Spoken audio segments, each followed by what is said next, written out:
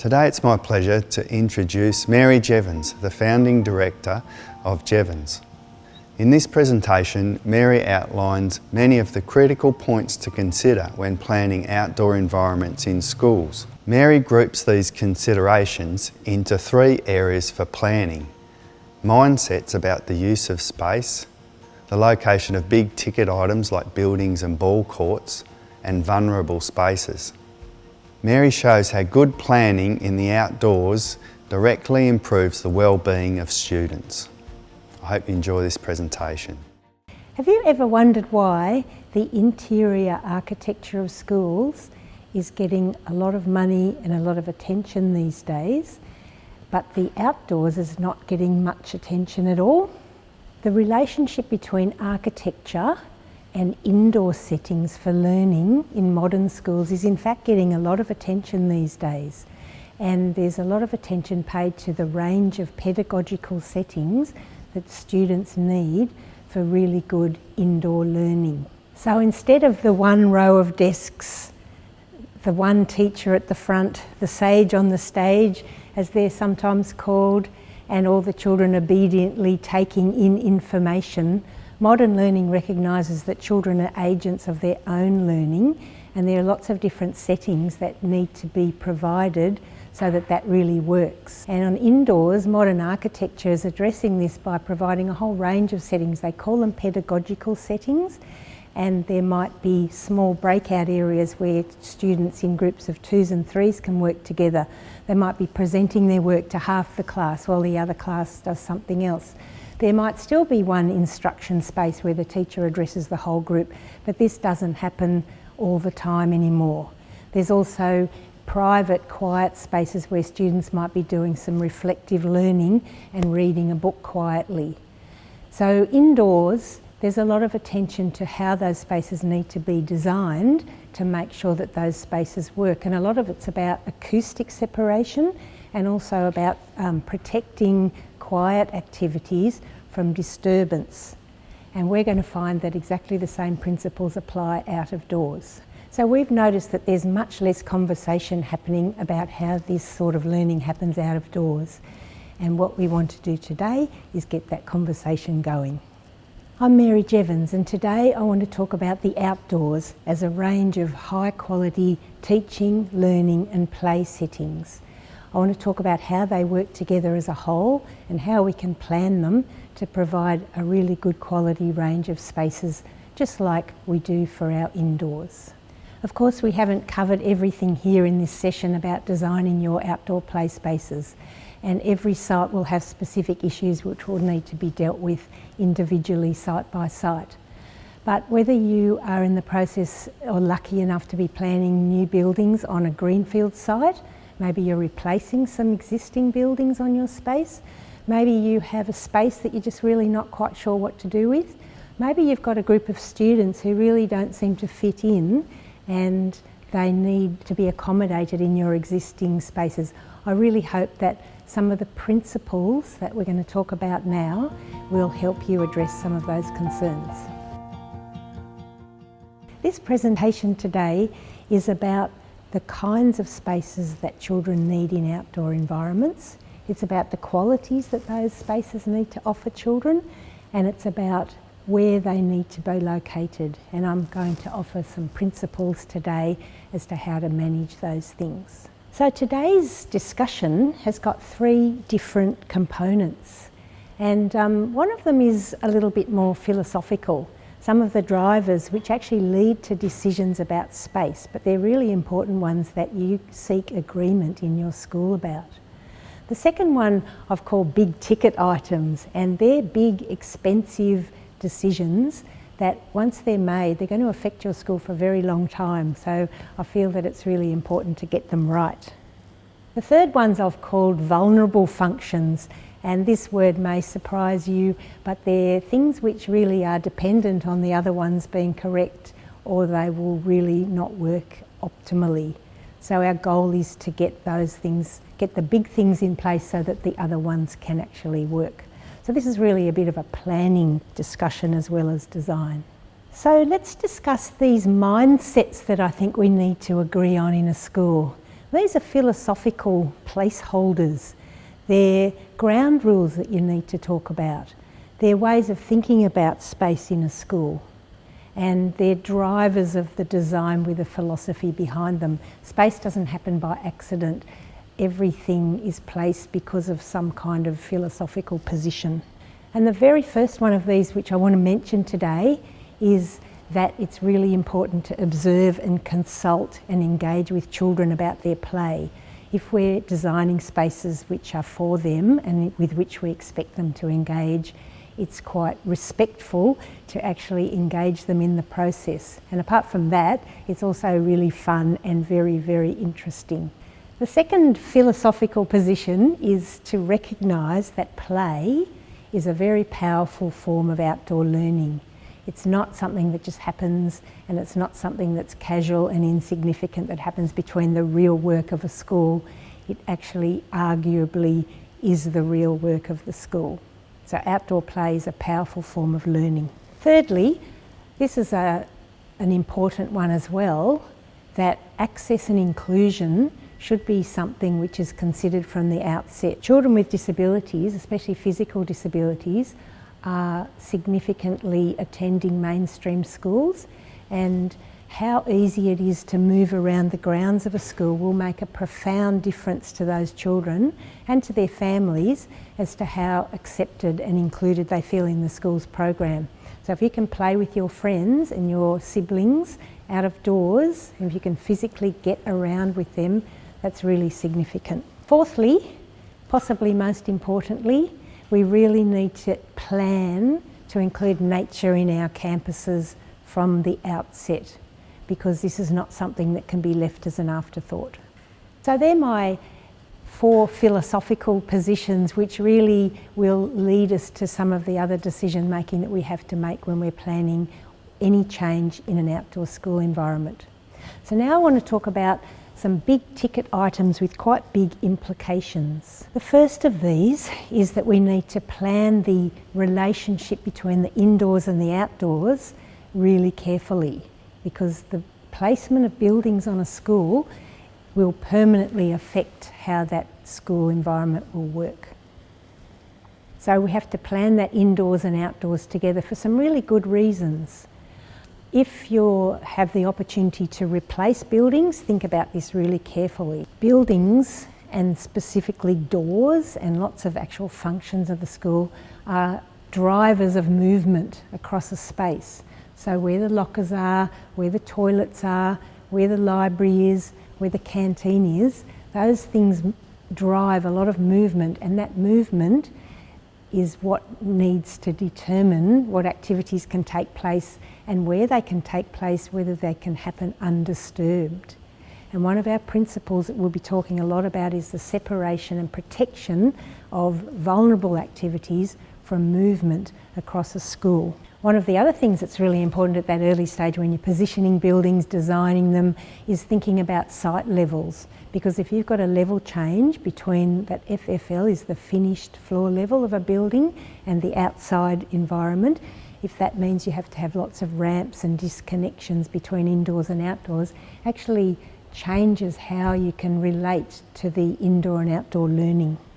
So one of our objectives is then to set up those accessible, inclusive routes and to maximise the connections between spaces. And one of our objectives would then be to create these little islands which are protected from movement, so that some of the specific activities that we want to do in a school can actually take place comfortably. Second one that I think is really important, and this is particularly important if you're thinking about remodelling existing buildings or placing new buildings on a site, is how you can make the connection between indoor and outdoor learning easier for teachers. This is something which I think has now been recognised, that learning can totally take place out of doors just as much as indoors, but if you make it easier, it's much more likely to happen. And you can see here a little diagram that shows how openable walls on buildings connecting to the right kind of space out of doors, which might have some protection from the weather It might have some greenery, a backdrop behind it, and it's certainly protected from busy ball games and things like that. So some of those quieter learning activities can take place without interruption. Those design features are very vulnerable to not happening if the spaces are not planned together, indoors, outdoors, together. I'm a firm believer that if you make things easier, they're much more likely to happen. Another big one is about the location of paths and circulation routes. Actually, ideally, you wouldn't put any paths in until students have started to wear their paths and show where they really want to move. We don't always have that luxury, of course, especially when you're designing a greenfield school from scratch. However, you do need to think very hard about circulation routes because, frankly, kids in schools hunt in packs, and those packs can be very big. And if you have a big group, they're not going to take neat, sharp corners. They will cut corners, they'll wear out surfaces, and they will trash plants. So we need to think very carefully about how those paths work and where they are, and not be too optimistic about what goes in their way. And those paths will, again, be really important in accommodating movement without conflict between activities, and also giving children who might be less able, slower, physical disabilities, the opportunity to participate in the life of the school because the circulation routes are easy and accessible. So in my mind, physical access is a precursor to social participation and inclusion. Now this is a really big one, and these are probably the biggest decisions that need to be made apart from positioning buildings, and that's positioning those large and small scale hard courts, busy, active, especially ball play areas. These include ball courts, ovals, hard courts, small hard surfaces, and they're all the places where that busy running activity happens, and particularly balls. Now most schools there's only going to be one area, if you're lucky enough to have an oval, where it's going to be located. It's going to be the flattest, the largest, the most open space, and then the next category down the hierarchy will be where ball courts can be positioned, and site levels will be a big determinant of that. However, if you then put those courts in the wrong place or in areas too close to windows, in areas where you want other things to happen as well, it could compromise some very long-term activity because they're really big investments. It's really worth thinking about these hard. Ovals, sloping areas, lots of issues that need to be thought about maintaining grass surfaces, where balls end up, catching balls at the end of a sloping surface. Will you need a fence? Can the balls go over the fence onto the road? What's going to happen when the children run after them? All sorts of things that need to be considered at this point. Hard surfaces are actually really useful in a school, and we always talk about the value of nature, but I'm a great proponent of a variety of surfaces because there's no doubt that children really enjoy a lot of these little ball games. Hard surfaces are really useful for wet weather circulation around a site. They're very multi-purpose, you can draw on them, and of course if you've got the right dimensions and all the court markings, you can have a variety of inter-school sport and all sorts of activities. So they're really important parts of a school. I think we'd argue that they shouldn't dominate the space, and then they're not the only thing that you need to have. And I think it's also worth studying what happens on some of these big ball spaces, the big open areas, because they're not uniform. And some of the interesting things that happen are actually around the edges of them. So the edge is different from the middle.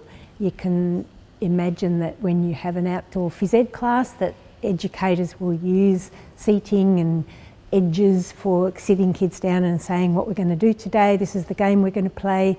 They're useful for little gathering spaces for outdoor learning, and they're kids that sort of hover around those edges and find useful things to do if they offer them some interesting qualities. Some of the principles which are at stake here, which are evident I think in all of these conversations, are two perhaps seemingly contradictory things that we need to grapple with.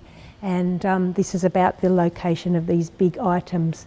The first one's about separating things so that there's no conflict between that movement and the sedentary stuff. The second one is about actually connections.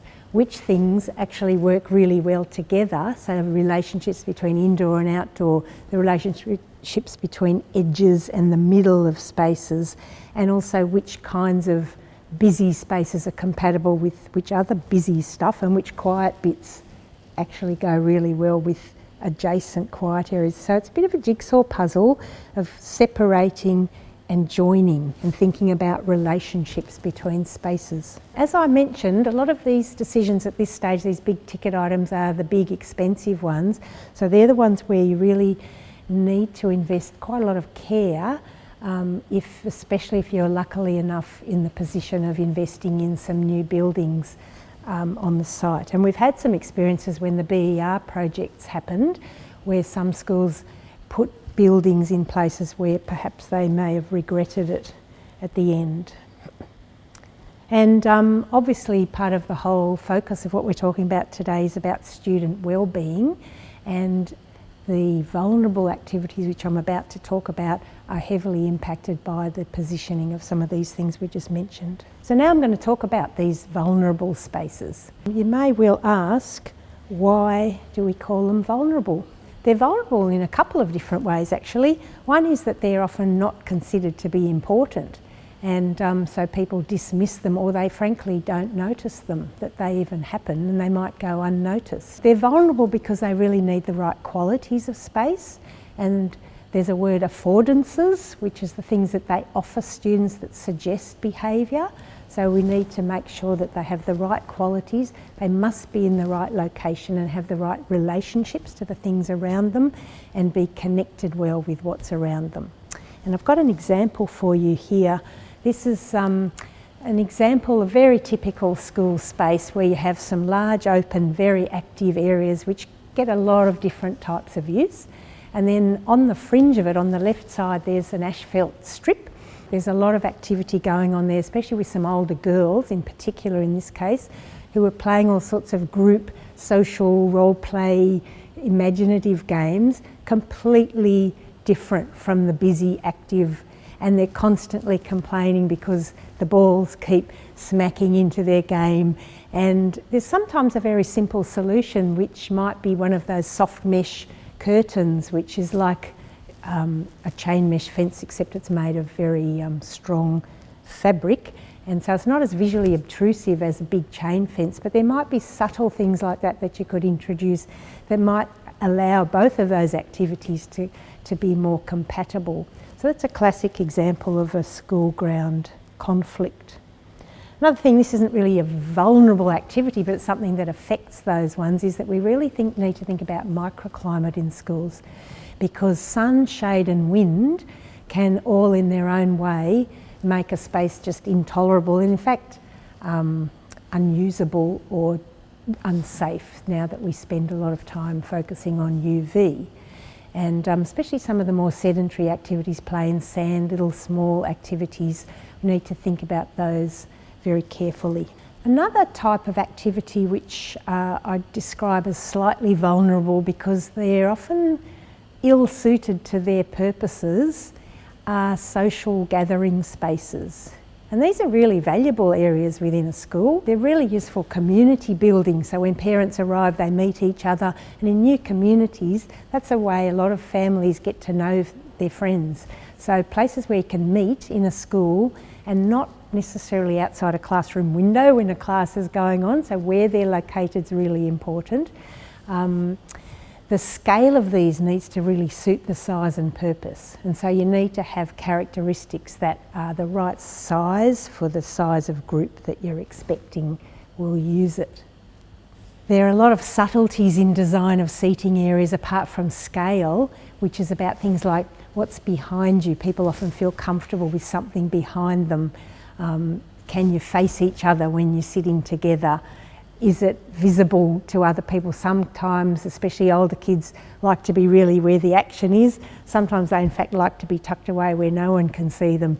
So there's a fine balance between all those things that will make or break a seating area. The scale, as I said, really needs to suit the group size and the purpose. So a big space like this, centre of a school, probably intended to be that social focal point, and it's certainly where you might meet people, know where to find them, and certainly great for whole gatherings, but those fringes of little seats around the edge are rarely used. There's just something about that space that doesn't work for smaller gatherings and small groups. And there might be other purposes for gathering spaces in a school, like a reflective, it might be a church school where you might want to have religious ceremonies or reflections as a group. And small spaces like this with some planting, perhaps a bit of a backdrop, big enough just to have a medium-sized group will suit that purpose really well. Changes of level are really useful so that people can see a performance, or they can sit comfortably, read a book outside the library, positioning, really good connections. And sometimes these little spaces like this, which might be on the edge of an oval or edge of a hard court, but they're useful for observing, useful for performances, so you can have perhaps gatherings on the hard court and the stage. You can have kids using it for reading and outdoor activities during class time, and of course they're going to eat their lunch and play their games there. So using spaces that suit this kind of activity and making sure that they're the right size and scale. And here's a little amphitheatre example where designed just to fit exactly one small class. There's a chessboard built in because this particular school is really big on chess, and there's a backdrop which in this case, I've got a few more photos of this later, a very tight space with play equipment and climbing going on behind it, so really wanted to separate out those activities with a physical barrier. Another type of vulnerable activity in a school is these small scale spaces where small games happen, and they often hover around architectural features like steps and stairs and doorways. Often they're a bit of a nuisance because the kids are in the way of coming and going, but they're really significant for play and those little small group activities. They bring their little Pokemon or whatever the current toy is that everybody buys, and they play their little imaginative games, often younger kids. These really need protection, and I think we don't want architecture to be too neat and squared off because those are really valuable activities. There's a lot of oral transmission of games that happens in schools, and it's a tradition that is not written down, and it's transmitted from one generation of children to the next completely without the help of adults. And this is the sort of spaces where those clapping, rhyming games happen, yo-yos, elastics, skipping, all of those things tend to happen in little spaces like this, so they're quite important. There's also groups of children who really need to have small scale spaces to have a bit of time out, to feel physically secure, and who need that sensory enclosure. And you can have purpose-built little structures for this purpose, and of course vegetation does this really well as well. Now you might wonder why I've called play equipment a vulnerable activity, and it's vulnerable in a really different way. It's not vulnerable in that it's quite robust. It has many functions and purposes within a school. It is actually a surprisingly good way to waste a lot of money, I think, if it's not done well and if it's not really carefully thought out, and so it's vulnerable in that sense. But play equipment offers a really big range of benefits to children, both in terms of their physical development, skill development, taking on challenges, and also for social interaction and the sort of games that kids play together in a school. And it's often really a focus for some children of their whole school life. Just as soccer games will be a focus for others, some kids, they have a particular thing for particular activities. There's many different physical stuff. We're all constantly being told that our children need more physical development of their bodies, and play equipment is a really good way to help develop balance, stepping, hanging, upper body strength, as well as I say about the social skills which happen as well. A lot of different considerations when you're thinking about play equipment. We have a separate presentation about this. They are the focus of a lot of argument about safety To me, that doesn't negate their value. They just need to be more carefully thought through. They need to be designed for the age and be age appropriate. They need to have a spectrum of scales so that they suit the size of the children who are expected to use them. And you do really need to think about crowding on them. You need to think about surfaces, the positioning of them, and also how you can get the most out of play equipment by connecting it to the right sort of spaces and separating it from others. And here's an example again in that same school with a very tight space with play structures which have their busy active sides, and then some divisions within the space that separate out some of the more sedentary activities such as sand play, which is in that half circle there. And you can see there's underneath areas, there's some intimate spaces, there's a lot of busy activity, climbing, so very carefully designed to try and make sure that all those skill type activities happen, but some of the more quiet play can still happen undisturbed or less disturbed. Here's another example. You can see lots of busy activity using upper levels for climbing and sliding, but underneath there's still some of those little hidey holes for those cubby type play. And talking of cubbies, these are small intimate scale spaces which often quite specifically accommodate that role play that children, little ones playing baby animals or putting each other in jail, or I'm mum and you're dad and nada. So there's a lot of that sort of, you could just call it cubby play that happens, and this might take place in play structures. It might actually be a purpose-built cubby, and it might be child-built, and I think arguably the best cubbies are those built by children themselves. And I've got some examples here of things that happen in real schools, and no one seems to be really badly hurt or die in the process, so I think these types of activities really need to be encouraged. And sometimes children will appropriate good bits of vegetation for this kind of play, and so for that to happen you need the vegetation. So another argument for nature. I think a really important part of this kind of cubby play is it is a type of play that children with physical disabilities and who might use wheelchairs or mobility aids can participate in a school, especially if it happens at ground level. And so it's really worth making sure that anything that's easy to make inclusive and accessible that you do. And so you can have those good connections with sand play tables, cubbies on an accessible surface, so children can still play together with their friends. Really important. And when you're building structures, you might want to make sure that there's headroom, circulation space and an accessible surface so children can get underneath, and so that they can use any of the gadgets front on, get their knees underneath, so that they can, the whole object is that they can play with their friends just like the others.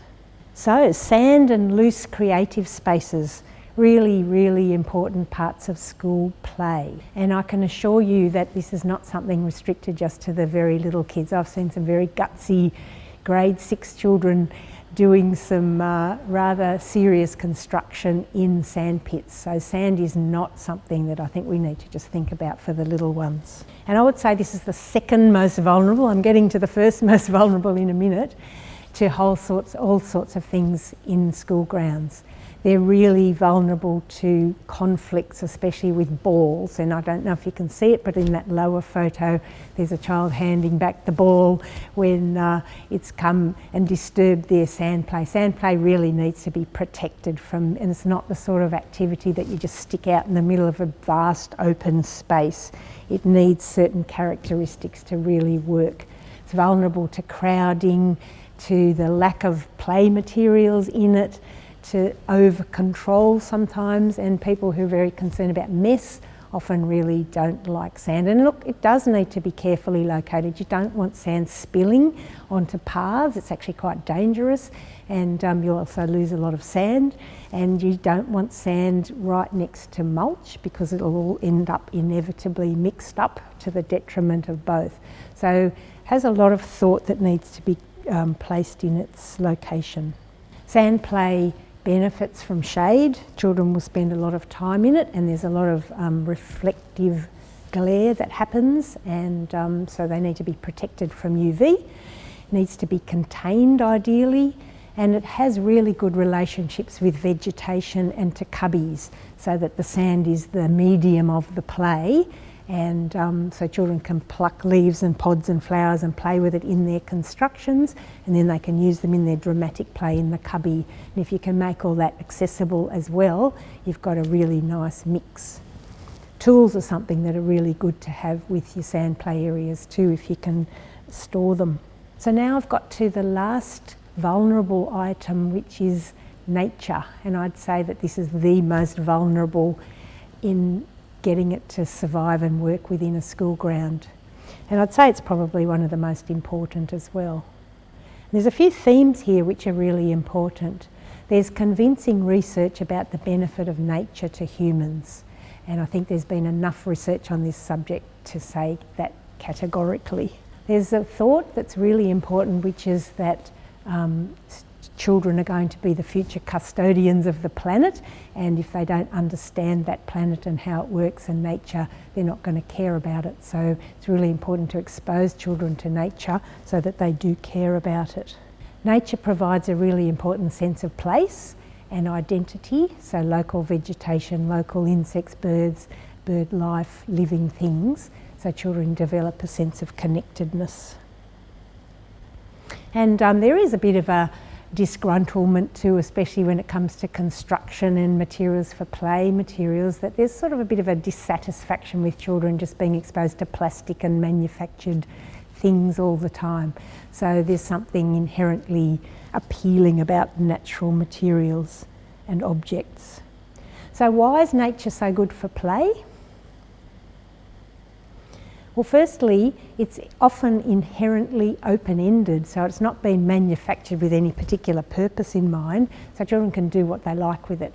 And that open-endedness is sort of the opposite of what we call prescriptive, where everything's designed in, tells you what to do with it. That allows children free rein with their imagination. Nature also happens to have an absolutely endless supply of sensory stimuli, so that there's texture, colour, feel, shape, form, and many educational and learning opportunities with what you can find out of doors. It's a continuous source of loose materials, and I think this is another one of its inherently valuable properties for play, is that children can actually get stuff and configure it to whatever suits their activities of the moment. They can build things, they can shape them, they can develop their activities. There's also that seasonal variation, changeability, which we all love, and of course access to living things. Children are very, very interested in the living world and what's around them. There's a lot of challenge that you can develop through access to nature, and children having to actually figure out how to use something rather than being very prescribed. And I think you could argue that nature does help to provide nature education at its most compelling. So here are some examples, just the stuff that kids find if they're lucky around their school grounds. And these are the little well-worn, time-honoured places where we do this here. There's a lot of tradition that goes on too, with like witches' brews in holes in logs, or their rocket ships, or their all sorts of things, little spaces that frankly adults often just don't notice. And they're really valuable. Lots of different stuff that you can play on, logs and living things, if you're lucky enough to have them in your school grounds. Lots of places where you can conduct science classes and all sorts of outdoor explorations, as well as play in rough, loose, natural spaces across your school grounds.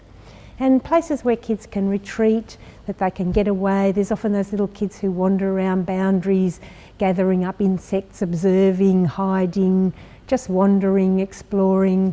These are really valuable places. And of course there's those wonderful flowers, buds, fruits, rocks, all sorts of stuff like that. Configurations of shrubs which suggest cubby play. Sadly, that cubby on the left, those shrubs got literally loved to death. So we need to think about replacement. Children will go to quite a lot of effort to find stuff to play with. those flowers, special things that they know where they grow on the site. They're very, very conscious of detail. And sometimes in what I'd call really impoverished landscapes, children will find remarkable detail. Places where there virtually are no pebbles, they will find the pebbles and they'll make a little Pokemon village out of it, or some incredibly fine detail. And there's language, there's imagination, there's stories. There's a real lot of very high quality learning going on in these spaces. And simple stuff like lawn clippings, loose things are really important. So why do we call them vulnerable? Well, as you can see, they're vulnerable to compaction, and nature does come with a warning that children, ball games and foot traffic are really hard on nature, and especially plant materials. And it's often that compaction around their roots that really kills them. So that loving to death is not a joke, it really does happen, and it's really hard it's really hard to protect them from it, the more they love them.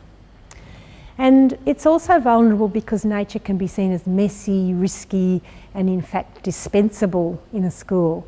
So if something new has to be put there that's official, it might be that soft naturey area that children notice, no one else noticed, that's the one that's disposed of. So we do need to be realistic about soft landscape and where it's placed in a school, because if it's in the wrong place, if it's in those big circulation zones, if it's where the kids are traipsing between classes and so on, it will not survive. So don't be too mamby-pamby about this. Don't go putting innocent little plants in the middle of one of these highly compacted areas. I'm sorry, they really won't survive, so you'll have to make much more extreme effort to protect them and to separate them from movement if you really want them to survive. And we see a lot of love and care that goes into pointless planting, I call it, because it should be thought through a little bit harder, and it's a shame to see that sort of effort wasted. So think about strategies for plant survival. This is a whole big topic on its own, but first of all you've got to put those plants in the right place. Try planting root zones in between rocks, so when children step around them, they step on the rocks, not on the actual root zone. Fence off ball game areas so that it's not the balls that trash the plants, it's the kids running after the balls. So try and separate those. Really have a good maintenance and care regime. Periodically decompact soil so that it can get air and water so that roots can survive. Choose tough plants. And consider fallowing off areas, fence them off from use and open up another area. You might have a rotation across the school of places that children can actually use. So that's the end of my list of vulnerable areas. So just in conclusion then, I think we need to just remember that schools need this diverse set of spaces. Children need variety in their learning. From child to child there'll be differences, and from day to day the same child will want different types of activities. And there's a whole lot of different types of settings that they need for that learning to take place in their school grounds. And this package that we're going to offer them in our outdoor environment will have a really important impact on students' well-being. Quality that these spaces offer, the interrelationships between them and the location of them all are things we really need to get right for their sake. So thank you.